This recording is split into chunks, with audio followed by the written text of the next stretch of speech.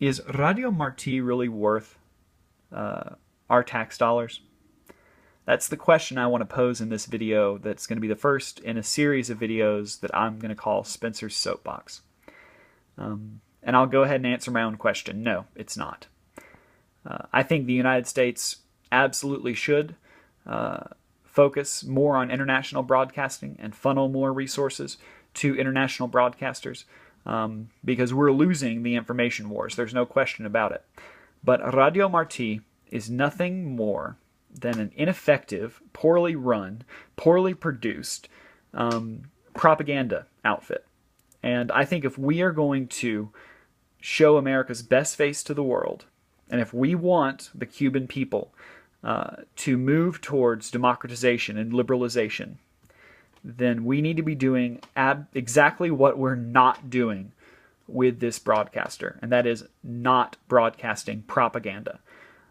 Radio Marti has come under fire from American analysts for broadcasting opinion pieces, presenting them as news, for broadcasting information about the Cuban government and the Cuban people that is patently false, and for taking an almost insulting tone towards their audience. So it's no wonder that only 3% in a recent study, only 3% of Cubans have even heard of this station. And those that have, if they wanted to listen to it, can't because it's jammed. Now, I'm no fan of shortwave jamming. I am a big supporter of the freedom of information, but I can understand why the Cubans jam this station.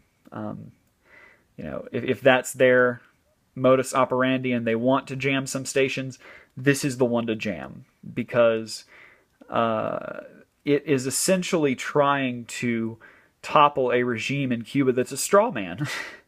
The Cuba of 1960 does not exist anymore.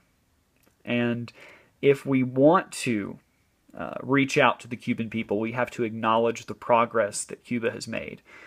So anyway, I want to let you guys listen to for a few seconds to what your tax dollars are going to pay for.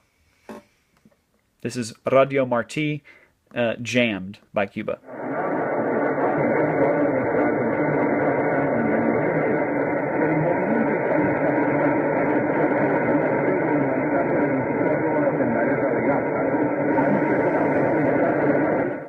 Isn't that just the sound of freedom? Come on.